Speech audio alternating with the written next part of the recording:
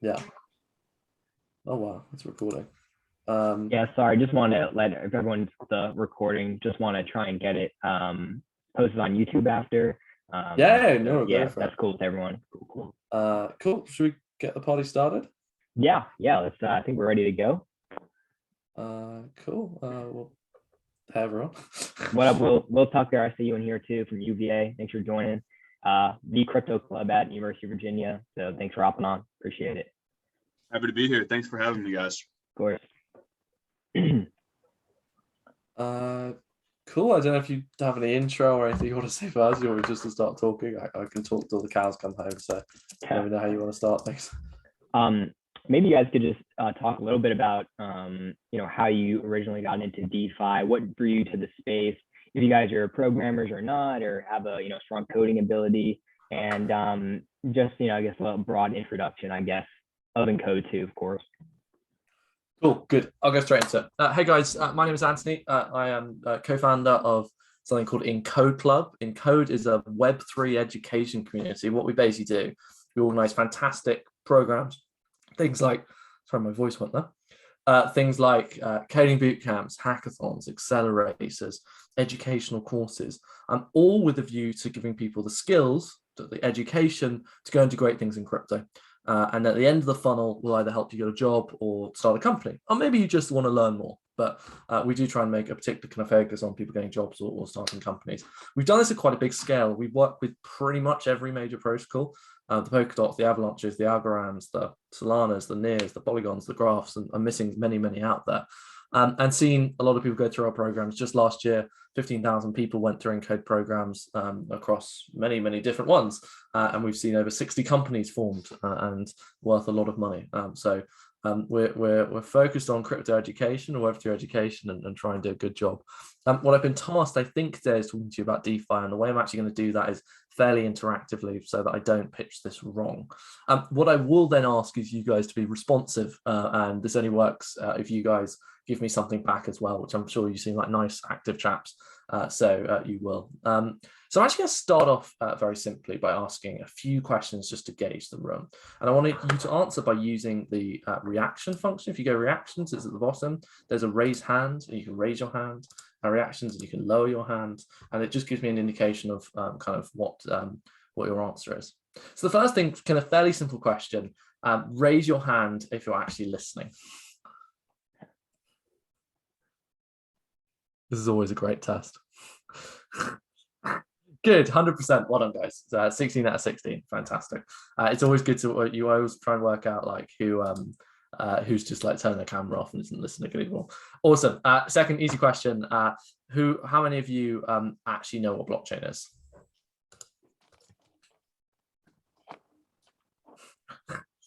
No jokey answers at this stage. Looks are about to get, apart from Nicholas, we'll lose 15 out of 16. Okay, awesome. Lower your hands. Next, how many of you have owned or do own a cryptocurrency of some sort? Okay, good. Anupam, no? There we go. Okay, next question. So a subset of that, either by vocally or by chat, tell me what you own. I want to hear. Give me some ideas. What do you own? Which currencies? For me, it's only just Bitcoin and Ethereum, just because I've always hated checking the charts left and right. I'm definitely considering picking up some ETH competitors like Terra, Solana, Avalanche, and Phantom, just because they have quite a bit of the DeFi market share. I always whenever it comes to ETH competitors, I always like to pick up stuff that has a high percent of the market share. Yeah, I'm also interested in Polkadot and Cosmos because I think interoperability is cool. Yeah, and I'm also considering picking up some Chainlink and Helium because I think they're pretty cool too.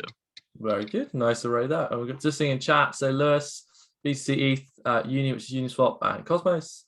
Oliver, BC ETH, Atom, which is Cosmos. AR, as in Arweave, I assume. Polkadot. Yeah. What was that one, Oliver? It's Arweave, isn't it?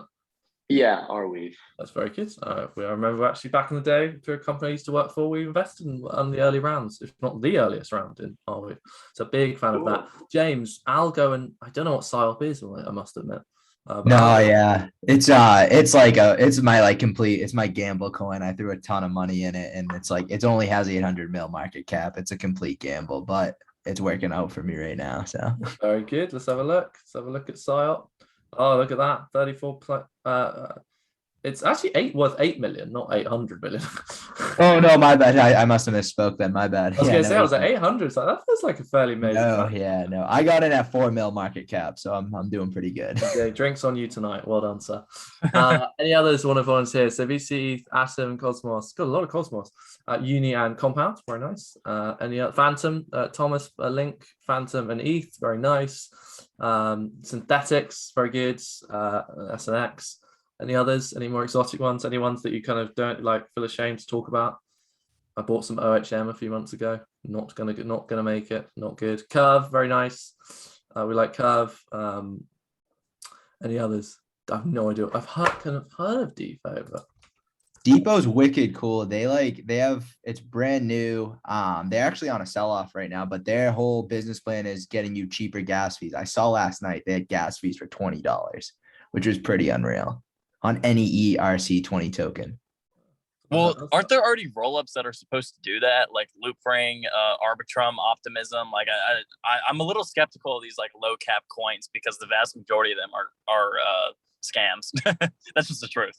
No, yeah, but they have their whole business model like on their website. They have like all their officers. I mean, I'm pretty sure Depot's probably the safe out of all the altcoins, probably the safest one I know of because they're pretty much a legit company and everything I looked into them, they're pretty cool. Okay. Yeah, I'm just like super skeptical of alts. Like I only own 2 cryptos, and like I'm like very hesitant to even buy any more alts.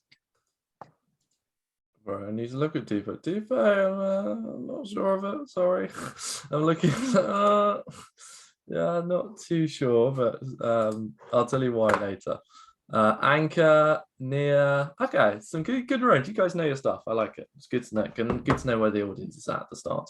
Okay, hands down if your hands are up already. Make sure they're down. Right, next question. How many of you put your hand up if you're a developer? Or you can code in any language.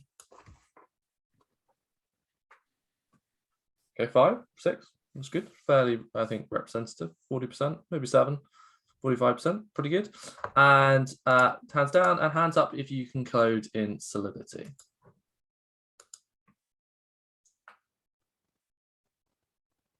Okay, 3 out of 16. Okay, very good. Thank you very much. That's the end of the basic questions, guys. So I could talk about DeFi today. And you start with base assumptions because it's clear something you guys know a lot, but I even find with people who know a lot that they still don't understand some of the basics because the basics often get missed. And I have quite a lot of experience running code, obviously, so we de-educate properly, but also invest in myself. And Code has an investment fund. I'm an angel investor, and so we kind of trying to give you some of that flavor of things too about and try and cut through the bullshit, to be honest. And give you a fairly good, deep view of DeFi that you can hold for the next few years. And it's actually a framework. I'm not going to tell you, well, I will tell you what's good and bad from my opinion, but I'm not going to kind of be too drop down. I'm going to try and give you the tools to assess things yourselves. So everyone here broadly looks like a good level, quite frankly. So this bit of the talk I'm going to do very quickly, which is what is blockchain. A lot of people actually don't give good definitions to the simple questions. So let's see if anyone's going to fail here. So I've set you up to fail now. Can someone give me a good definition of blockchain? I got a great definition.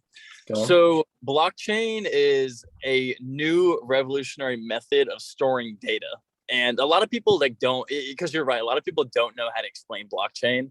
And a very simple way of explaining it is it's just a different way of storing data. So traditional data storage programs, systems involved a centralized server and then a client that connects to that server. So, that was good in the early days of the internet, but the problem with that is whoever is running that centralized server pretty much has complete control of the data and can modify it at any time. So it's a very centralized system and it requires trust. Now, the thing that's so different about blockchain is it's a new way of storing data that actually doesn't require trust. So the reason and blockchain is much more secure compared to other data storage systems The reason why blockchain is so secure is because it has a few different security systems kind of built into it. One of them is a chain of hashes. So if you modify if you modify a piece of data, then the hash automatically changes, which means the hash does not match the previous hash, which means it's very easy to identify that version of the chain was hacked. And then the entire network is able to figure out that is not a valid version of the chain. There's also end-to-end AES 256 public key, private key encryption to make sure that only people with a private key can actually change data in the blockchain. So it allows data to be much more secure. And another reason why blockchains are really secure is that they are decentralized. So if one version of the chain somehow is successfully hacked, then there are 1,000 others that weren't hacked. So that's pretty much what blockchain is and why it's so secure. Okay, a lot of good things there. Way too long, not pithy enough, but that's okay. You also haven't done justice to the fact. Okay, you've described a database, and it's a ledger. You haven't really done justice to the fact, the computation that could be done on top of it. So, can anyone speak to? So, blockchain's not just a database. What else does it have built in, or what else does some have built in? Which either Mark, you can answer this, or someone else. Ideally someone else. What else does it have built in? Maybe like some blockchains, like excuse me, Ethereum have the ability to build on top of the blockchain, which is kind of where this whole DeFi has kind of sprung from. The ability to build dApps and DAOs, and all those applications that run on top of the chain can be verified and validated on the blockchain. So hopefully that's the answer. Good, excellent, fantastic.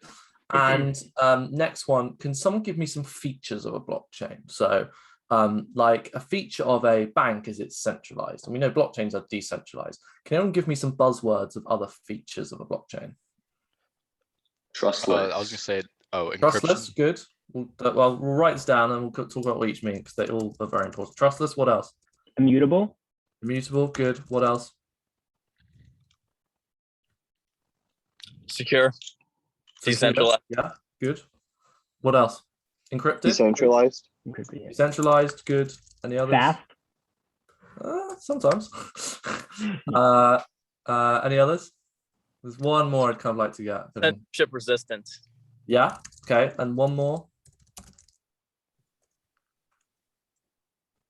It's to do with who can access a blockchain. Anyone.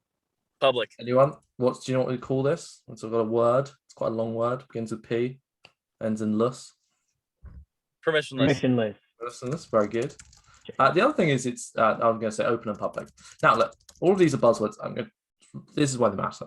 So let's take the kind of the concise bit of what Mark kind of said, which is it's a database fundamentally. It's a decentralized database. The best way to understand a blockchain is to understand why it actually emerged, what the story was behind Bitcoin. Quick question, see if anyone knows who founded Bitcoin. Satoshi Nakamoto. Very good. Who is Satoshi Nakamoto? We don't know. Excellent. Very good. So we have people know their stuff. Okay, so let's do the quick history of blockchain. So I'm not going to give you the encryption bit, the crypto bit. I'm going to give you actually why it exists. So blockchain actually exists to solve Bitcoin existed to solve a simple problem.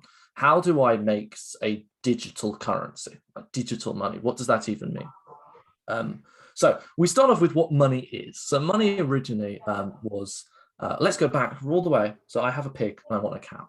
How do I get that cow? Well, I might trade directly. I might agree with the person. It's called barter. Maybe I give him 2 pigs. Maybe I give him a pig and a barrel of hay or some ale. I don't know, for his cow. And I swap. Great. Quickly you realize that this is inefficient because, what if I want to buy a chicken and I've got a pig and I'm like, well, maybe 1.5 chickens equals a pig. I can't chop my chicken in half. So I'm going to need some medium of exchange. So we use money. So we find something else that has value that we can denominate into lots of little bits, maybe gold coins or something. And we call this money and we say this chicken is worth 7 gold or 6 gold, whatever it is. And this is good and this works. And you don't have to use gold coins. Previously, if anyone's heard of the stones of Rye, you would actually use these stones that sit there as your money. You say, I own that stone and you own that stone. And we'll swap these stones. Sometimes it's rocks in the middle of the ocean. It could be anything you want it to be. But usually, traditionally, gold coins, silver coins, things that have value in of themselves. physical, kind of have value in and of themselves. But quickly realize, let's say I'm a rich man, I can't really hold 1 million gold coins in my pocket. That's impossible. It's going to slow me down. So I trust it to someone else, a bank. I give it to them and they look after it. And they give me some representation of this money that I can go around and use and kind of credit effectively. And that works and that's good. And quickly you realize that, well, if the banks are kind of holding the money for me, maybe does all money have to be physical? Maybe we could have digital money as well. And you get the idea of the debit card and the credit card of this, like, I don't need to have every dollar in existence represented by a physical dollar. In fact, I don't need to represent it by anything. Money now, because it's been going for so many thousands of years, we kind of know what money is and what it's worth, and it can be backed up just by a government, backed up just by society. And this is all well and good, and we get then debit cards and all this, and I can make a digital transaction without money ever moving. Then we get to today's situation, which is there are lots of different banks. There's lots of different debit cards, lots of different credit cards. And I can send money to Lewis or Will or Louis or Eddie or Anupam, and I can just do it on my phone, my computer, and money moves. But nothing actually moves, really. Nothing physically moves. There's nothing to move. What is happening there? Well, effectively, you're changing numbers in a spreadsheet, especially if I'm in the same bank. Literally, money will never move. Nothing will ever happen. They're just going to, if I send Anupam $10, we're both with HSBC, then it will just take $10 off my column and put $10 in Anupam's column. Nothing moved. Nothing changed. It was like a spreadsheet, updating a spreadsheet. Now, the reason it's so slow to move things between like countries is because each of the banking systems, banking spreadsheets have to talk to each other. And usually within a country, they'll have 1, 2, maybe 3 different types of spreadsheets. And that's why it's fairly efficient to move money between spreadsheets, between banks in a particular country. And the individual central banks, every country has a central bank, enforces this kind of maintenance of this spreadsheet, the database, ledger. They're all the same thing, effectively. And the reason why it's so, if I sent money from myself to Lewis right now, it takes so much time, is these spreadsheets have to talk to each other and banks, and it's not the leap within it, with the leap between them and making them match up to show that if I'm sending him $10, that I have $10 less, he has $10 more, and that to be updated on multiple different spreadsheets. Probably this system works. Banking system currently works. Kind of inefficient though. You've got so many different versions of these spreadsheets, and this is why Mark talked about a database. A database, a spreadsheet, they're all kind of the same things. Some are just bigger than the others. Bitcoin basically said this system's great that you've just described, but like you're relying on a lot of middlemen, a lot of central parties to do what seems like a fairly programmatic process. Like money is just numbers, it's just value, and like it's not even moving anywhere. So like, could we not just do this whole thing programmatically? Like, what, rather than having this like spreadsheet controlled by everyone, controlled by banks, could it not just be controlled by everyone? And we can use this thing called cryptography to do that. I'm not really going to go into that. And Bitcoin emerges, and it's effectively a spreadsheet where everyone controls it. Everyone has access to it. It has these features, which we'll talk about in a moment. And that's to update it, you basically shout from the rooftops like that I've done this transaction. And someone uses computation to basically go, does that look right? Like, does that look like he sent it to that person? Like, and if you do like send it properly, if you do send it properly and you do kind of using computing power to tell everyone that this transaction has gone through well, that I've actually sent this $10 to Lewis, then I get a reward, and this reward is in a cryptocurrency. Actually, Bitcoin in itself is it's got a bit of a tautology. It's Bitcoin rewards people for using the Bitcoin network. It's like it is its own reward. So it's like it is money, but it is also its own reward for making a system that allows for money. If you see what I mean, it's a bit weird. But anyway, we've got a system where I can move something that might have value. We give things value, they don't have value in and of themselves. And I can just maintain this with code, like money system done by code. And anyone to use Bitcoin, I don't know if any of you sent Bitcoin, it's kind of hard. It's not that cheap, it costs a few dollars, sometimes more, but it's fairly quick. It's certainly quicker than if I sent money to anyone in the US from the UK, like much, much quicker. And this is good, but we could do more. The reason we could do more is because we're doing everything with code. Anyone don't even know if you do anything in code. Code is just logic. It's like if then that. And if you can move money basically between one party to another, like one computer to another, can't I do more complicated stuff? Can't I say like, well, if this happens and this happens, send money. And if this thing happens and that thing happens do this other complicated thing. That's all a smart contract is. It's just like it's logic built on top of blockchains. You obviously have a lot more functionality to do that, but that's the basics of it. And fundamentally, it's a smart contract is either complicated way of moving money or complicated way of moving money for the sake of something else. So for something like Bitcoin, like it doesn't have smart contracts, doesn't have very good ones. Something like Ethereum, actually won't get into that. You can have applications and logic built on top of blockchains. Why does it have these features we talked about? Well, trustlessness just means you don't have to trust one individual party. You just trust the code. That's actually what it means. I don't have to trust Lewis in the system or anyone. I just trust the code works. And I can see the code. It's usually open and public and auditable. Every transaction is also public in a blockchain. I'm sure you guys knew this. It's terrible for crime in that sense. Like it's obvious where the money is. It's immutable because if everyone has a copy of a spreadsheet, how do you change it? It's going to be very difficult to do. You need at least 51% of the spreadsheets to be the predominant view. It's not going to go into the security side. That's kind of gets a bit complicated, but it's decentralized again because you've got so many different actors running and we're all kind of trusting the code. It's permissionless, like in a blockchain. You can't, like, everyone is just a computer, and therefore you can't limit anyone participating. Anyone can trade a cryptocurrency. Anyone can operate a node. Anyone can mine transactions. So why is this important for DeFi? We've got to understand what DeFi is. So does anyone want to volunteer based on what I've said, what DeFi actually is? It's basically a new way of like running financial services that relies on verifiable, trustless smart contracts rather than trusted middlemen. Okay, cool. This is a good definition. Anyone else want to iterate on that? I'd probably agree with what Mark said. Just a way for people to access financial services, like lending and borrowing money and storing money without the need for a bank, essentially, or a spreadsheet, to act as an actor to guarantee the transfer of funds or whatever the case may be. Yeah. Okay. Very good.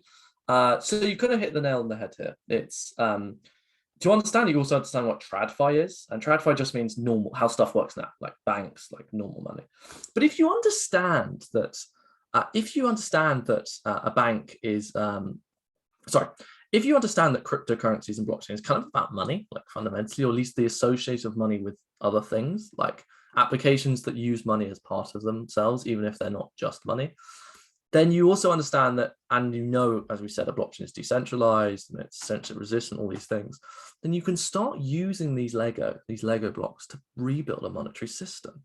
So we say decentralized finance, we mean rebuilding the current financial system. And I'll talk about the socio-political side of that in a moment.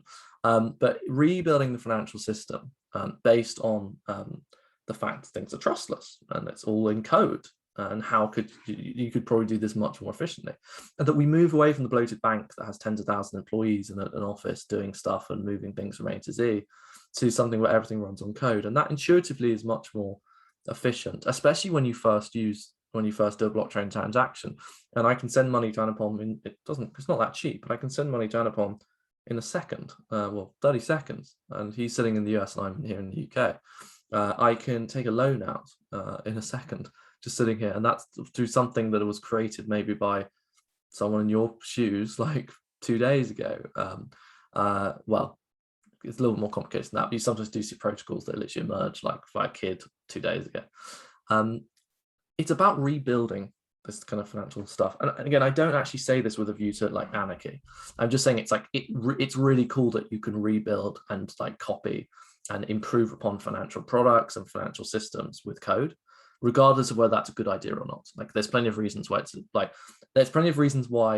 banking system is really slow, mainly to do with making sure there's no fraud, making sure people aren't committing crimes and like tax evasion, all these things we actually care about. Crypto probably hasn't got really around thinking about.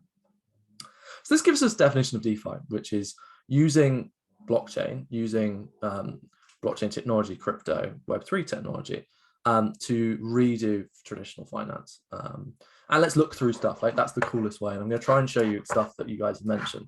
That for me is always the best way. And obviously, if anyone's got any questions, now is a good time to chime in, really. What's screen ready? So you keep talking about this concept of Web3. Yes, What do you mean? I knew I should define that. Web3 is, so Web3 for me basically means kind of three things. It's the next generation of the internet that has that you control your identity on the internet. You don't do it through a Google single sign-on or Facebook. It's through an account you control. You see this little fox here? That is an account, which is my crypto wallet built into my browser. That is, I own this, and I can restrict access to my account at any time. It's like, there's no middleman. Like, I directly own my account on blockchain. That's the first thing. Second thing is money built into the browser. So that you can have microtransactions and that you can add incentives at every layer. Now, that might be a good thing, might be a bad thing, but you can see why it sometimes would be a good thing, that you want to kind of monetize everything, especially those of you that studied kind of game theory. And third, that companies are replaced by protocols. So instead of Facebook or Google being a private company, have it owned by its users and its community and kind of maintained in an open source manner, so that it's more democratic. Again, you could have particular views on why this might be a bad, good, suboptimal, or not appropriate thing. That's what I mean by Web3. Also mean it as so blockchain is the technology. Crypto just describes the whole industry. And Web3 also describes this kind of new age of the stuff facilitated by crypto and blockchain. But most people, myself included, are using blockchain, crypto, and Web3 fairly interchangeably, just to refer to this whole thing here, if that makes sense.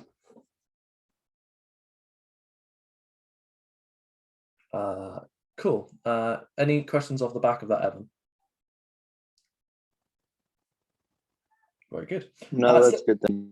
Awesome. So here is something DeFi Llama, as mentioned earlier, which gives you an overview of different DeFi protocols. And protocols here, by the way, means a protocol means like a company, but a company that is basically just the technology, and it's all open source, and it's maintained by a core team.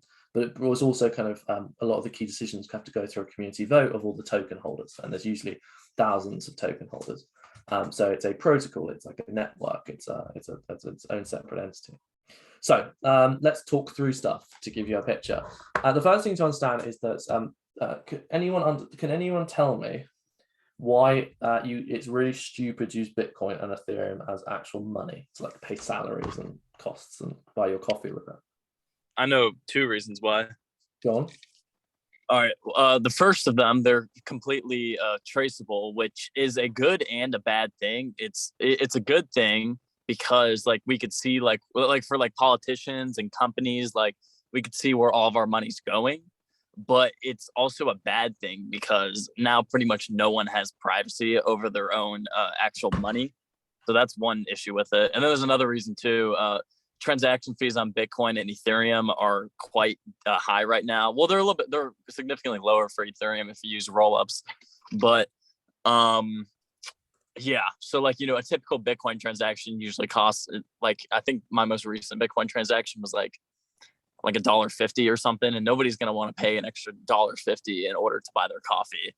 And Ethereum's even higher. Ethereum's like on the base chain is like $5 right now. It's like 50 cents if you use rollups, but yeah, those are two reasons. Okay, good. You missed the main one. Whoops. I mean, one that like I always think about is like, you can't do it right now because it's just not as widely accepted, like to the point of when I go to Starbucks, like I literally can't, Okay, yeah, sorry. Yes. I mean, specifically, like, you've done a job for me. I need to pay you $1,000. Why would it be like kind of dumb to use ETH to do that? People do, but why is it kind of dumb? Because the price is so volatile. Yeah, the price is volatile. It's like, let's say I pay you on a Monday, Will. By the time like you get home, let's say you had a hard day's work, like it could be down 25%. You're like, Anthony, like that's not acceptable. Like it's so difficult to price things in ETH terms. So people do it. Like if I go on OpenSea to look at NFTs, it's actually priced in Ethereum, which is baffling to me. Let's look at random thing. Yeah, this is in ETH again, and you always have to do the mental math. I'm like, so how much is ETH? Like roughly 2.5. fuck, it's 3. Pardon my French. That's great. So 3. So, but that's a huge difference. See, just then, like I was pricing it at 2.5 and it's actually 3. That's a big difference. So the first thing to say is crypto has a solution for this. It's called stable coins. They're basically either pegged to the dollar or have their own algorithmic system. We talked about UST earlier. Some are, again, most of them are pegged to the dollar. I'll tell you how they work in a moment. It's kind of a bit disconcerting. And some of them, like RAI, will have some sort of bonding system or basically a system to kind of like do fairly interventionist work to like buy at the price when it's too low, or kind of sell more onto the market when it's too high, and like variations of this that try and be very capital efficient when you're doing this. By the way, the reason, do you know why? Okay, so why do anyone know why USDC is quite a scary concept for crypto? Can anyone volunteer that fact? I heard. Wait, are you talking about USDT or USDC? Both. Both. Central. They're centralized. Basically. Yeah, they're centralized. Like they run private companies where like the point is you have dollars at one end and like you mint like a crypto dollar. So like USDC, which is the fundamental thing behind pretty much all of crypto, is a centralized thing. Like if it gets investigated by the SEC, like it's in trouble. Like you could tell it would close down people's accounts. It could say you can't own USDC anymore.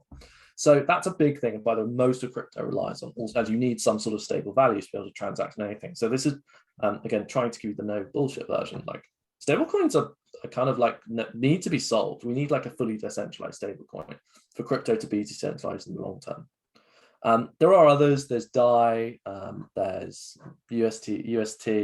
They all have this broadly same system. And actually, the funny thing is the ones that don't have like actual fiat, like pounds and dollars locked up somewhere, use USDC and USDT. So it's like just as bad.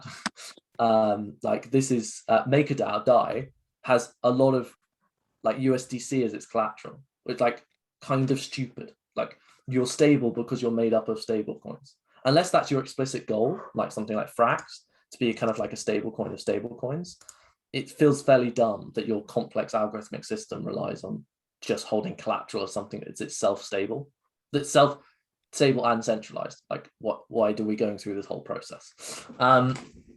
So anyway, first thing says, you need stable value, have stable coins. And then let's look at applications. So the first main one, so also things say pretty much all crypto use cases are based on making money and speculation. They're not actually useful in and of themselves for anything like that we would do in our day-to-day lives, like rent a house or like buy a car or like get a student loan. A lot of it is around making money. So first thing, Uniswap, Uni.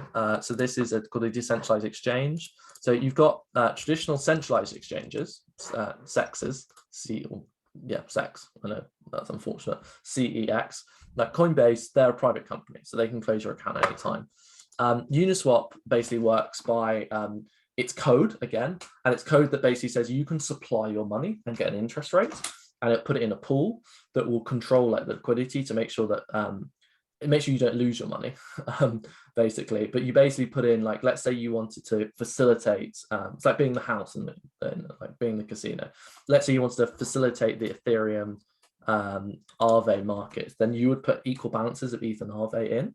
That would go into a big pool. That would then be used, and you get an interest rate based on the transaction, a share of the transaction fees for people that bought out of this pool. And the price is just generated by a ratio of the two.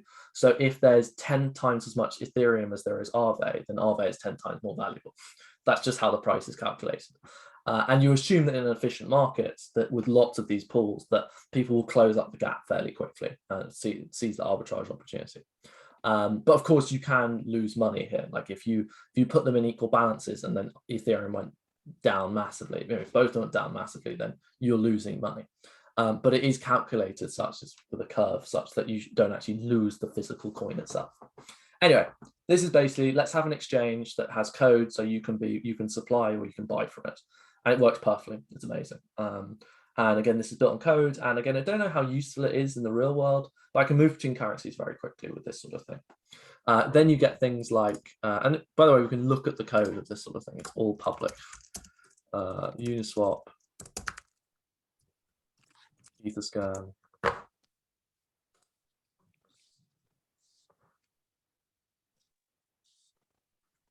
Let's look at contract.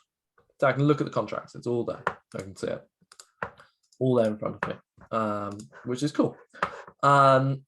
Then you've got things that let's say there's lots of decentralized exchanges, but I want to find the quickest path from one way to another. 1 inch. That's what allows you to do. So I can move from one to the other extremely, extremely quickly, which is really nice. It will find the most efficient path. But what if I want to borrow? I don't want to sell something because selling something has tax reasons. Like if you sell something, it realizes the profit. So what if I want to borrow something? Well, then I'd use something called Aave or Compound. I don't want to log me in. And this basically says you have to over collateralize. That's the only thing. You can't under collateralize because the system doesn't trust you and it has no way of working out if you're going to just like dump your coins, dump your address. But you can put down your Ethereum and borrow like another token. And again, you might want to buy this token for trading reasons, for shorting reasons. Can anyone quickly explain how shorting works? I'm actually quite impressed. Anyone know how shorting works? Do anyone know what shorting is? You buy like it's essentially you buy like a put on a stock. So like you're saying that it's going to go down. Yeah. So you're saying, do you know literally how you do it? So let's say I know that Meta stock is going to go down. Do you know how I literally forget like the logistics, how you actually short it? What process do you do? You borrow have to, borrow it. Borrow it, then you borrow it, do what with that? Borrow to sell and then buy back, hopefully at a lower price. Exactly. Yes. So if I wanted to bet that Aave went down, I borrow it now, I sell it immediately at today's price of X, because I anticipate it will go below X to new price Y. And then when it goes to price Y, I buy it back, return it to the original person, and I have now made the difference between what I sold it for, which will be higher than what I bought it for. That's shorting. So you need borrowing. You need to have a lending market in order to enable shorting. Trading reasons, speculative reasons, but it's also good reasons, like you might need to borrow this token to build something or make something or do many, many different things. So you have lending markets, again, totally run by code, and you can copy and paste the code anytime and start again. That's basically what Aave did with Compound. What other cool DeFi things you've got? One of the cool things in DeFi is this thing called staking. One of the most famous platforms is something called YFI. Basically, staking is this. It's something called yield. Actually, can anyone explain yield farming, staking, liquidity mining? They're all kind of the same concept. So when you get your LP tokens from staking 1 or 2 tokens to a liquidity pool, you can basically pledge your tokens to like further lock that value for the system, and you're rewarded based on that. Pretty much. What you kind of missed almost the first bit. Why would you stake or liquidity mine yield farm? What would be the motivation to do so? Sorry, 2 questions. First question, why would I do it? Why would I do it? I guess demand for it. Why if I have X number of Thomas tokens and you're saying stake them with me, what would be my incentive to do so? Just in I'd pay you a governance token on. I could pay you a governance token on my system. So I get interest, I get money. And why does the protocol want me to do it? Why does it want me to stake? Because it helps keep the protocol secure. More than that, it's even simpler. And keeps money in the market. Yeah, it's you're providing liquidity. So a lot of these protocols, one of the coolest things is like banks work because they have a lot of liquidity. They provide the money that's needed to lubricate the market, to make the market happen. But in crypto, what you have is this thing called liquidity mining. I'm actually not going to do it like this. Or yield farm.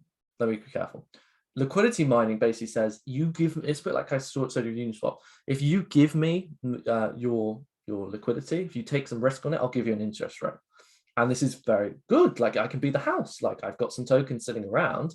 I'll facilitate the market. I'll be the bank. I'll be the house. I'll be the casino. Great. Give me that interest rate. Give me the share of all the fees. And so that's staking. You stake your tokens, you get a return, which is also liquidity mining. I'm mining liquidity. I'm looking for value by mining, by giving up my liquidity. Giving liquidity to something else by giving up my liquidity. And last but not least, it's yield farming, because then people farm for the best yield. And this is cool. Like we get to be the house. We get to be the bank. Like you're breaking banks apart, replacing the cool things they do with code. and letting anyone participate in that on both sides this is how you build a decentralized financial system. Again, there are clearly issues with it. It's clearly not perfect, but it's really cool. Like, you can't deny that's not cool. That you can go and like be the like bank of this decentralized exchange or this lending market, and it can run autonomously without any central party needing to go in there and provide liquidity. Like, it's really cool. It's not very useful, but it's like valuable, and it's certainly cool. And there's like loads of this is like loads of different places you could stake and do that effectively, and you can earn different interest rates. Curve is one that's basically Curve, which someone mentioned earlier, and then, by the way, you get lots of use cases about basically providing different on the back of all this stuff happening, basically closing the arbitrage opportunities. Anyway, this Curve basically makes sure that all stablecoins stay in peg with each other, or like with $1 stablecoins, like that they stay very efficient. And it basically also facilitates you earning a very good interest rates for lending out your stablecoin. And like for this one, I can earn like 7% interest. I mean, these are obviously exceptions. There must be some risk there, but I can earn like a 7% interest rate per year. And if you boost it and they'll give you Curve tokens in return, you get more. I'm running out of time, so I've gone quicker. The other thing that I wanted to say here is, someone mentioned, I think you mentioned it, Thomas, liquidity positions are represented by a token. So if you put liquidity into a protocol, you get a tokenized version of that. And that token basis value is basically your collateral you've put in plus your interest rate you're getting minute by minute.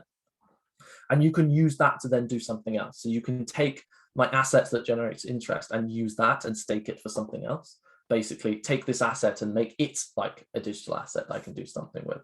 It's like saying, I have a house, I'm renting out my house, that house is generating money.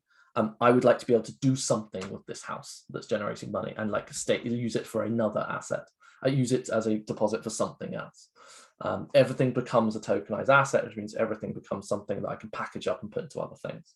And again, not particularly useful in and of itself. You're like, well, feels like, I don't know, a package of a package of a package of a package. Like, there's still only the underlying use case, which is like someone wants to borrow it.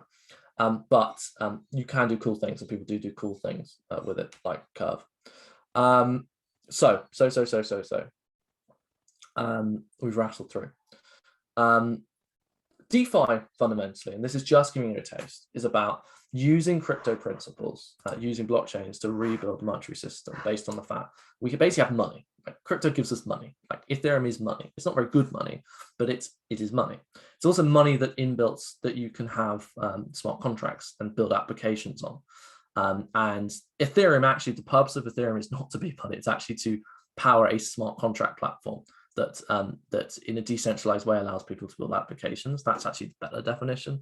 And then from these applications, you can have tokenized assets, and usually one of those assets is a stable coin, which is like money. And then I can build lots of things that use money as part of them. It's basically fundamentally building a whole decentralized computer with money at the heart, and digital money that can be embedded into every single transaction. Has to be embedded into every single transaction. It's really cool. It's not going to change the world overnight. The reason it is not is because part of the reason the banking system is so bloated right now is because we are trying to safeguard people. We're trying to stop them losing their access to their accounts. You lose your ledger, you lose your keys, you lose your access in crypto, you've lost it forever. There's no middleman. It's very rarely a middleman. There's not that much sophisticated like tax reporting and things like that. There's like no real like checking who the other party is. Like, it's cool in crypto, everyone is just an address, but that's cool. But like, until you find out the other side of something is a pedophile or a criminal, and that's like, maybe we should know, and there are strict rules about like, maybe we should know that these people are like bad actors before we do stuff. Even though, again, crypto is terrible for crime because everything's public. And the last thing is that obviously, like, some people build, like, because it's open permissionless, you don't know how people are going to use it. And so people don't always understand that it's a lot of the use case is speculation and gambling. And as a result of that, like, it should come with disclaimers and they're not really disclaimers because it's permissionless and open and everyone can do it. So that's why, like, there's probably reasons why a lot of things have to happen before it changes the world. But like, it's really cool and you should play with it. it's not really useful. Like this, like when I say to people to play with it, it's like you're gonna lose money because like it costs like $20 to $50 to do anything, especially on Ethereum, well, only on Ethereum. But like once you start playing around, it's intuitively cool. Like go and use Uniswap, go and use Compound, like just play, and it gives you a real sense of what crypto is, and yeah, and a lot of you already have done that because you learned lots of different protocols. I'm going to stop there because I've been going for about 50 minutes. So any questions, guys, about this, about anything separate? Happy to answer. I got a really interesting question for you, and I feel like I kind of wish people in crypto brought this up more. Like, I don't know why they don't bring it up, because I know it's going to be an issue in the future, and I kind of briefly mentioned it.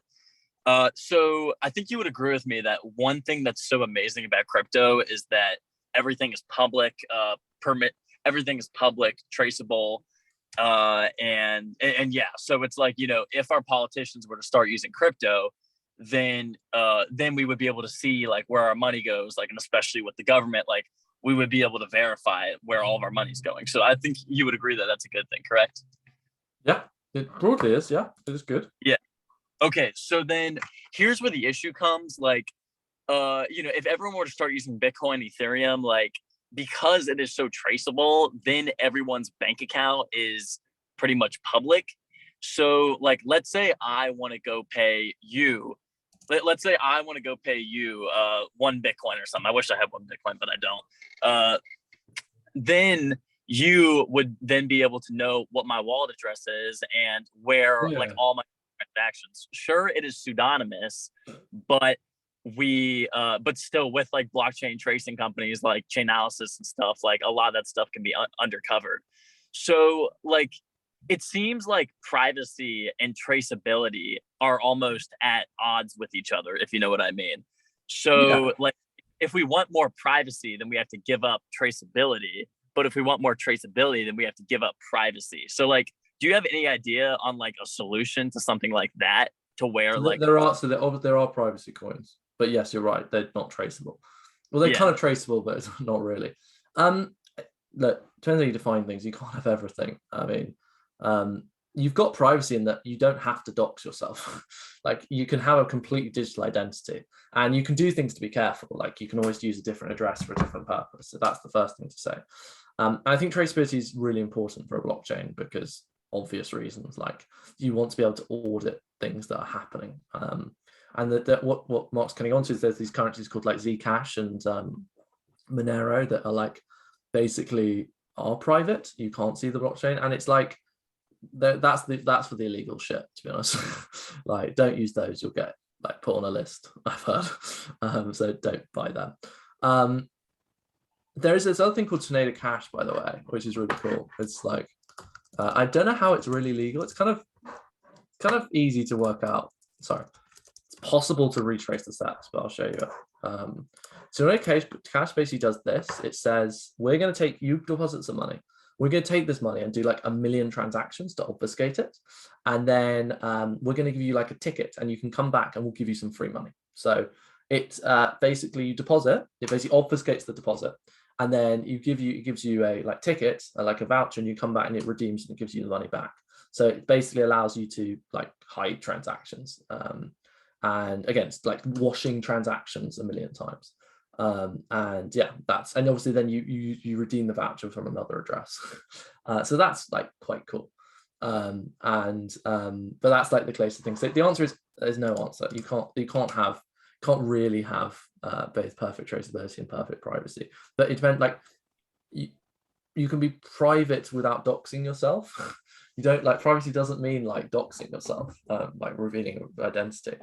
But you should probably, if you're being careful, just use a different address for different purposes. That's the way I do it. Like the thing that, because I love crypto, I really want it to go mainstream, but like the problem is if people have to go through all these extra steps in order to have like privacy with their money, because people, you know, like I think to an extent people do care about privacy, maybe not on social media. Like I think with their money, they do care. So I think like in order for crypto to become mainstream, it needs to be, this privacy issue needs to be like just as easy to use as our current financial system. So like that's kind of like the one thing that's always on my mind whenever it comes to crypto, like becoming mainstream. Yeah, I mean, again, I think that you kind of touched on people using crypto is how do I say it? People have not, the onboarding process to crypto is extremely annoying because you've basically got self-custodize, which means you've got to control your own assets. And if you control your own assets, like you could lose them. You have to do all these like complicated steps. So that's one of the reasons crypto hasn't gone quote unquote mainstream, is like, if you want to use the current system, like you're trusting a lot of people and it's kind of not obvious how these processes work and how a ledger works. And then it's difficult. So I actually think for the speculation, for the speculation side, it being a bit hard to use makes it more exclusive and like more exciting, and like people feel like they're part of a club. So I think actually it's kind of part of the novelty of it, that it's a little bit difficult to understand, so you feel kind of special when you do. I hope that answers that mark. Just take Thomas's question. Would you want to brief for chambers if those want to start DeFi? Yeah. So there are a lot of hacks. So the issue with kind of smart contracts is that once they're out there, you can't really change them. They're self-executing, they just happen. And that means that if you've got vulnerabilities in there, like coding vulnerabilities, they can get hacked. And they usually have, like, most DeFi protocols have hundreds, if not billions, go through them. Recently, I don't think it's a particular quality of bridges. I would need to investigate. So a bridge basically says you've got different blockchains: Ethereum, Polkadot, Cosmos, Tezos, Algorand, Avalanche. Let's move between the two. And they work really simply. They basically go, let's say I want to move from Ethereum to Polkadot. I will, that's a bad example because you can't do that.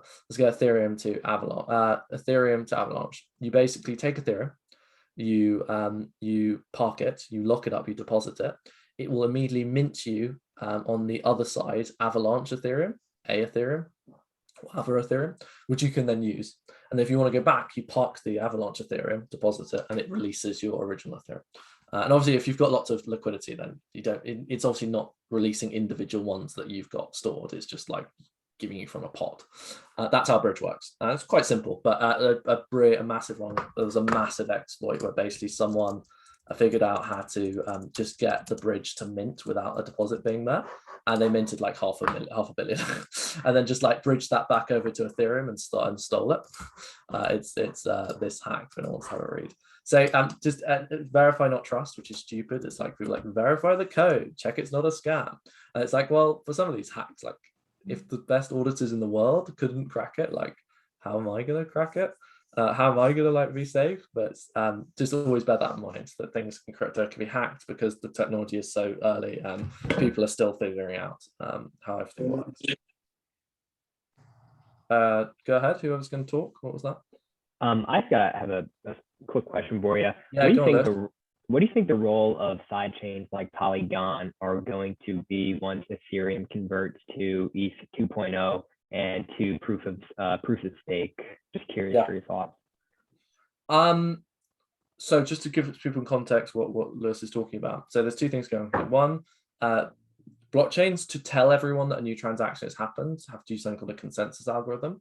And basically consensus means a system by getting everyone to get everyone to agree something's happened.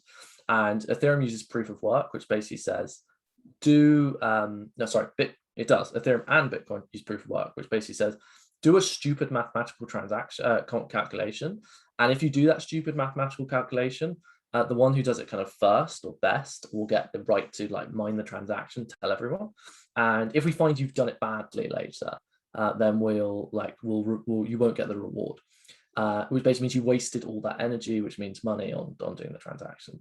The second generation, this is proof of stake, which basically says, rather than doing a stupid like energy intensive, this is how the climate change argument comes in, or environmental argument comes in. Instead of doing that, why don't you just stake money? And like, if you're found to be like a really bad miner, we'll like you'll cut your stake down. You'll lose money that way. Like, much more efficient way of doing it. Polygon is a kind of what's called layer 2, which basically says Ethereum is really busy. Let's take some transactions, take them elsewhere, process them separately, and then report it back to the main chain. So Ethereum is not that fast, has some issues. So let's like it's almost like a racetrack, and it's like, well, to ease the burden, we're going to draw like a circle here, and in this circle, like we've got like 100 lanes, and we're gonna like, I don't know, like speed it up, so you're kind of like you're all gonna go to the same place, but it's like much better than sitting in traffic. It's like a much faster process.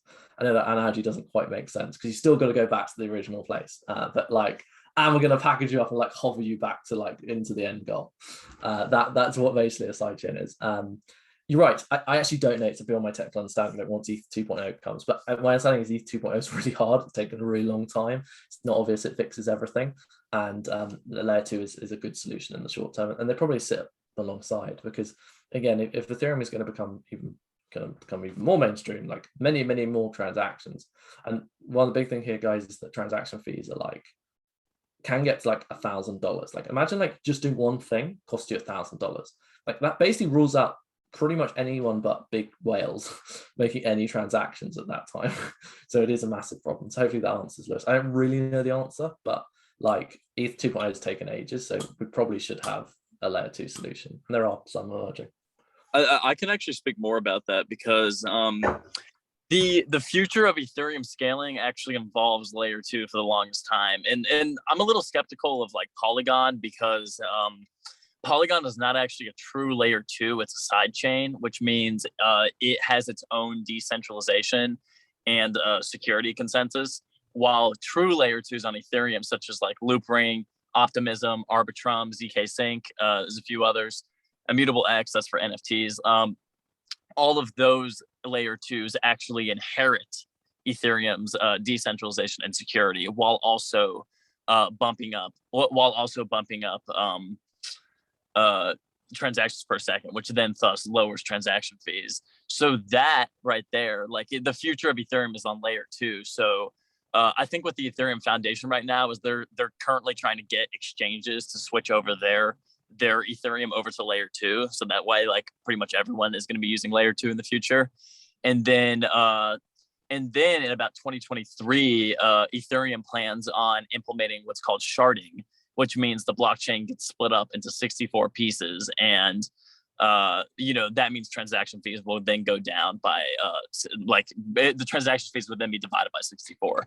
So yeah, I feel a lot of people don't know that, but the merged proof of stake it'll make transaction fees a little bit lower, but that's not the main scaling of Ethereum. A lot of people don't know that. I just kind of wanted to tell people about that. Cool. Will, do you have a question? Yeah, Mark, I appreciate you explaining that. That actually helped a lot. Something you mentioned earlier was the issue of, I guess, like kind of becoming mainstream, and sort of a remedy that we see now is like platforms like Coinbase and other wallets who like make it more accessible to, people when they're, starting out in this stuff. What do you see the role of companies like this in the future? And how would you, I guess, think about these in contrast to like a traditional bank? I think there'll be this next generation that will merge. And for me, the product that crypto needs is like Revolut, or we have Monzo in the UK, but I assume everyone here knows what Revolut is. Like mobile banking, like really simple, feels really quick. Like crypto built into Revolut, like very like seamless, like move between the two, like use lending products, use DEXs, like it's like a normal like phone banking experience with a little bit of custody thrown in that I could then engage with all the DeFi protocols. Little thing, like most DeFi protocols, you have to use a website. They're not phone optimized. Maybe because like, why would you like want to trade like $10,000 worth of a coin on your phone? Like, but if you're going to use it for day-to-day transactions, you really need it into your phone. You need to pay for stuff with it. And again, there's reasons why we're not there yet. So for me, like we haven't seen the product that like makes crypto mainstream. I think that's because we haven't seen the use case that makes crypto mainstream. And it might be not money. It might be NFTs.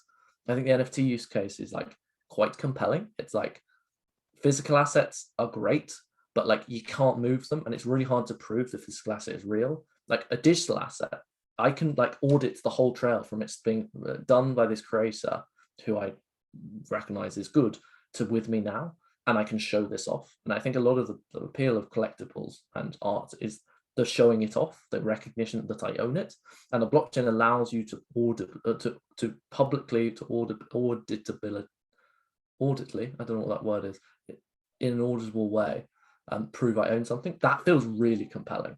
Like, especially if you recognize that digital art should be a thing, or like digital collectibles should be a thing, and it's kind of obvious at this point. Like we all game, like you can understand why digital assets might be worth something. So I actually think the killer use case isn't money. Like NFTs feel they're a massive product of speculation, but they feel more intuitive. And then I think once you're there with NFTs, you start to think, okay, well, what more could I do based on this principle that I basically have a global computer that is decentralized and not run by one party? What other good things could I do? The other thing I'll just say, it's probably the case, blockchain, this is always said, I don't know if this was said during the bear market of 2018, 2019, even 2020, the first bits, that the key use case of crypto is when you don't know it uses crypto and blockchain, and like, which is kind of, for us here, we like holding cryptocurrencies. We like the kind of public association between the project and its success. But like realistically, like the big success of blockchain and crypto is not going to be linked to public tokens and stuff that are like there for gambling. It's going to be like when the technology is used far more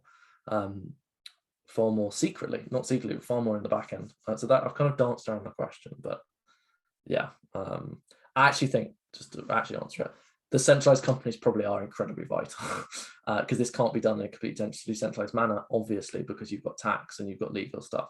So like a centralized company that includes a lot of the features, but kind of compromises on maybe identity and tax and a bit of privacy probably is the way forward, which is a bit lame, but like, feels like it's going to be the way forward. I got something that I could probably add to that too. Like I used to be like super like anti-exchange, like, you know, I like every time I get people into crypto, because I used to be like the big crypto guy. Like I would tell everyone to buy crypto. I would always like try to tell them like, oh, make sure you have your own wallet and stuff.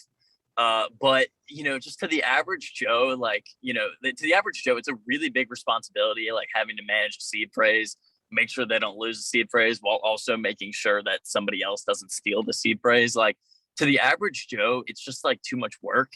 So, you know, after kind of thinking about that, like more than anything, I want crypto to go mainstream. So I do think that centralized exchanges will definitely have a place like in the future. And the main reason that is it's just like easier to store your crypto on the exchange rather than like having to manage your own private key and, you know, make sure nobody steals your private key, make sure you don't lose it, make sure nobody like steals your treasure or whatever. So yeah, I definitely do think that centralized exchanges have a place in the future, like mainly just because exchanges are pretty much just as easy to use as a bank account. And in order for crypto to go mainstream, it has to be just as easy to use as traditional finance. So yeah, that's just some food for thought. I have really one more question that I'd like to get your take on. So something that I find interesting right now with like Solana and some of these other VC-backed blockchains, you know, to me, I always thought of crypto when I first got into it. I really was attracted to the ethos of crypto, you know, like let's get away from centralization, let's get away from banks, let's decentralize everything. I still find that and always found that very attractive to crypto. So I'm curious for your thoughts on some of these VC-backed blockchain startups that are entering the space, and do you kind of think that that is different from like the true ethos of crypto, if you kind of know where I'm getting at? I guess to me, I always just kind of have this, you know, cognitive bias that some of these VC-backed blockchains are, you know, backed by venture capitalists and they're backed Wall Street, and you know, maybe sometimes they don't have the best interest at heart and at mind. So I'm just curious for your thoughts Pretty on much that. everything, and I say everything, apart from Bitcoin, Ethereum, were funded by VCs. Like VCs are like everything. So actually, just to give you an idea of what the game actually looks like, is VCs invest in stuff and other angels with traditional investors, and then they go public and there's some sort of maybe sale or way for the community to get the token, and the VCs dump onto these people and the people that get in early dump on the next people. It's very much like, again, a lot of the use case is speculation. I mean, you're giving someone a liquid token of an asset that like has no revenue after like a year, like speculation. So I didn't quite understand the point, but like everything is VC backed and everything is therefore has a profit motive. And to some extent, this is good. Like a well-designed system, like it takes this into account. Like you want people to speculate on it because they're speculating on the future value of the network based on the utility the network provides. But yeah, the undertone of the game is just people making money based on an abstraction of a token that probably isn't worth what it actually is worth. Gotcha. Yeah, Thank you. there's very few that like have. Ethereum does have this because it was kind of launched from nothing. And Bitcoin does have this, but none of the ones afterwards have. They've all been like significantly VC funded. And again, that's good. Profit motive is good. A lot of the game theory behind blockchain is that people looking out for their financial self-interest is a really good way to organize things, because they'll do the thing that's right for them. And if you can, if any of you into their economics, Ellen Ostrom, kind of opportunity of the commons is basically saying, let's design systems so that people's self-interest, it's also capitalism, self-interest leads to the greater benefit of everyone. How do we do this? How do you stop people stealing and that being the best benefit for them? How do you make it so that the thing they do for their own interest is actually in the interest of the network? Which is why you've got things like mining, like go and give up your computation to tell everyone about these transactions and keep the network secure, and in return we'll give you some money. If you've got most of the currency or most of the computing power, it's actually in your interests, or a lot of it. It's actually your interest to support the network, because you can like mint the most tokens, and therefore you can sell these tokens rather than hacking it and it going to zero. This is like the 51% theory. It's like not 51% theory. It's the it's just a kind of basic theory. It's more in your interest to support a blockchain if you're big and powerful, because you can make lots of money from it, than like hacking and breaking it, because it would go to zero. Cool. Any other questions, guys? Could you tell us more about your organization? Yeah, sure. So as I mentioned at the start, Encode is basically an education community, an education company. We train people, we give them access to programs, some intense, some kind of very simple, things like hackathons that are online, things like accelerators to build startups, things like coding boot camps, learn how to code, workshop series about leading protocols. We've got lots of stuff going on. So if you just want to learn about blockchain at any level, and if however, you don't just have to be a developer, and however experienced you are, there's many good things for Encode. And then we kind of pride ourselves on helping you either get a job, or investing in you, or helping you raise funding, or just learning more. But we're very good at the kind of recruitment and investment side. So do go to Encode Club's website. Anupam's dropped into chat, and kind of have a chat with us. And we'll sign up for one of our programs. Also, has Encode make money? Well, recruitment and investment. Again, it's in everyone's interest. If we place you at a company, we get a fee for that. It's in your interest. It's in our interest, therefore, to do our job really well. And investing is obviously a win-win, because we invest in good companies, and we've had over 60 companies come out of Encode, including some quite big ones like Reflexer Labs, Euler, Float Protocol, Fusium. If we invest, like, you get money to start your company, and if you win, like, we make money for owning it. So hopefully that should be quite easy. I'm just going to leave my email here as well if anyone wants to talk to me about careers or internships, things like that. Feel free to drop me a message. But you've been a really good engaged crowd, guys. So thank you very, very much. Yeah, thank you. Yeah, go on, James. Do you mind if I just ask you how you got, when did you get involved in crypto, and how did you So it was so random. So I broke into the industry. Sorry, thank you. Yeah, 100%. So I actually I went to Oxford, and then I graduated. I worked for a politician for a few months, hated that, and I wanted to work in VC because I'd done like a shitty startup in uni. And I was like, that's what you want to do. It's like, I like startups, it's going to VC, and VC is really hard to get into. Normally you need like a few years of banking experience. I saw this VC that invested into like crypto, and it was in London. It was a role I really liked, great salary. I was like, I'm going to do that. I didn't know anything about crypto, and I looked at the markets. It was like 2,000% up, and I was like, this looks normal. This looks amazing. It's going amazingly well. And that was the height of the bull market. And like, I worked for this VC, basically collapsed within like 6 months. I still knew nothing about blockchain. I was still kind of learning along the way. And then bear market, so that prices went down. I was like, what have I done? Then I kind of, when the first VC fell apart, I kind of went to work for another one. One of the guys that ran it started another one, went to work there. It was great. We started doing hackathons to kind of find good talent and support protocols we invested in. And then we did more hackathons, and eventually hackathons were so popular, we were like, we should actually do this properly as an education company. Like, there's an amazing opportunity to find early stage companies. There's an amazing opportunity to help people get jobs. We're really good at the education stuff, which was the motivation behind Encode. And I founded Encode properly 2 years ago, and we've just grown it steadily, just bigger and bigger, and trying to do better and better work. I got a question for you, Anthony. Yeah, So go for it. what personally could we do for you? Because I really like what you're doing with Encode, because there are like everyone's heard of crypto, everyone's heard of Bitcoin, except this one lady I met who hadn't heard of it. But pretty much everyone's heard of crypto, but they just don't really know anything about it. And I really like what you're doing because you're helping educate people about it, and that's important because I feel like crypto has become so much about just like number go up. How do I make money? Because I don't how do I make money off of other people? But I really like what you're doing because you're into the technology. So us as a club here, what can we personally do to help out Encode? Come and do some of our events. Like, again, that's the best thing. Come into our events. Like, if you're technical, do a hackathon. Join one of our coding boot camps. I mean, the boot camps, a lot of the boot camps are like, you have to be good. We only take top guys because it's like a proper, like, free but amazing like coding boot camp. But come and do a hackathon as a club. I'd love to see that. Come and win prizes.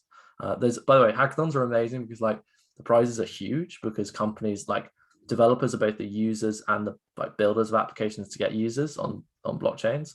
So like people throw hundreds of thousands of dollars at hackathons. Like the average hackathon prize is like you build like a basic app, you get like thousands of dollars. Again, people are desperate for you to be users. So the thing I'd love to see is you guys come to our events, but come to a hackathon, build something that make me really happy actually. Get involved in Encode, but you don't have to. So you'll want to, but you don't have to. Tell us some about your upcoming hackathons, like what specifically? Yeah, we've got a few coming up. So we do it with pretty much all the blockchains individually. So for instance, we've got a hackathon with Near protocol coming up, which I'll drop this into here. We've got a DAO hackathon coming up soon. I don't know if that's announced yet. Let's see. That's like about to be announced.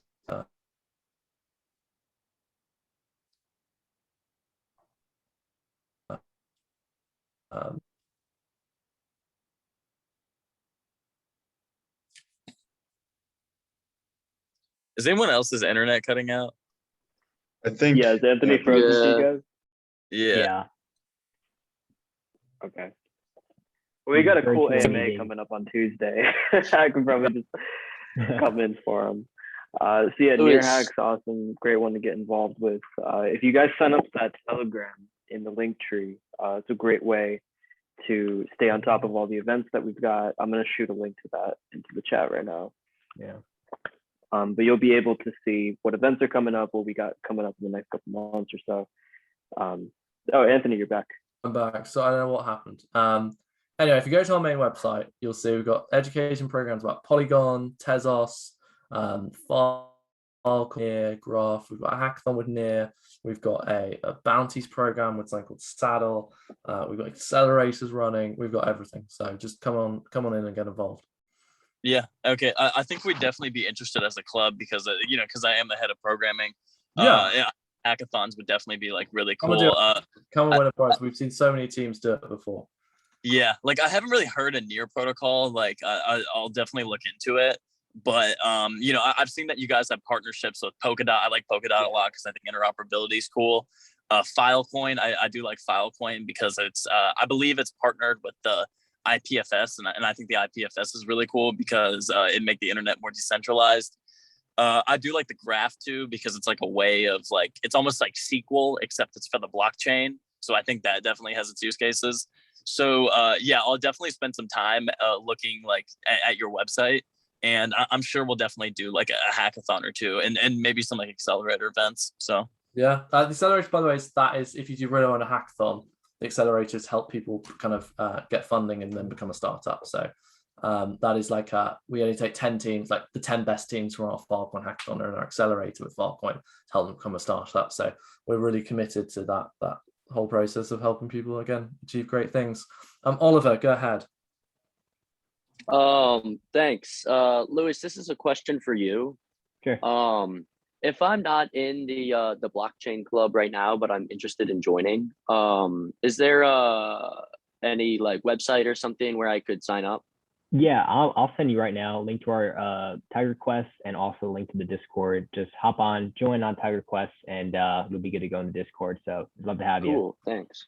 Also, when do y'all meet too? Well, we have our first introductory meeting. That's on Thursday. It's actually a joint meeting with the Investment Research Club. That's not going to be good. Okay. Yeah. That's not going to be nothing going forward. It's just like we thought we'd kill two birds with one stone by just doing a joint meeting. Right. But, I was actually just at that club yesterday. oh, okay. That's cool. They're a good group of guys. Yeah. Cool. Good to hear. But basically what we're going to be doing in that meeting is I'm going to be giving a presentation, just basically like explaining Bitcoin, Ethereum, and like basically like explaining like DeFi.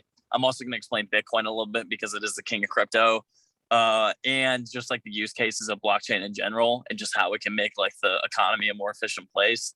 And then Lewis, along with some other members of the exec board, they're going to be doing a presentation explaining basically like what we do in this club, and that includes like what we're doing now, like information sessions with companies. We are looking for someone we are looking for someone on our exec board right now who will be responsible for reaching out to other companies, and also in our club, like we do have the coding department, which I lead. And like we're looking to like do some hackathons. We can fill you in on all that, at some of the meetings, Oliver. Yeah, so don't worry, we'll make sure you're up to speed with everything. Yeah. Yeah, but just bottom line. Okay, awesome. Stay. Anthony, Cool, so then thanks. Encode is really not really a club. It's more like, would you classify Encode as a club or a company?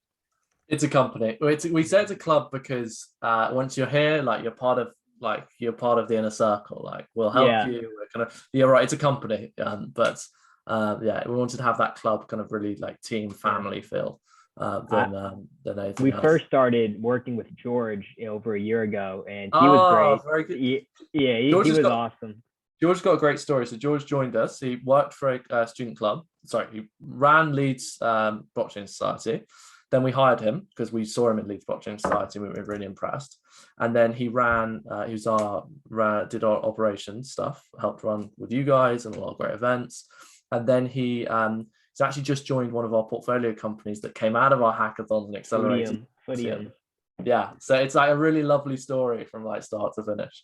Yeah, he was always great for us, and Anupam has been great also, since he took over. So thank you guys for all y'all have done for us over the past year, and we look forward to continuing to work with you guys and just diving in. So yeah, keep up the good work. Keep up the good work.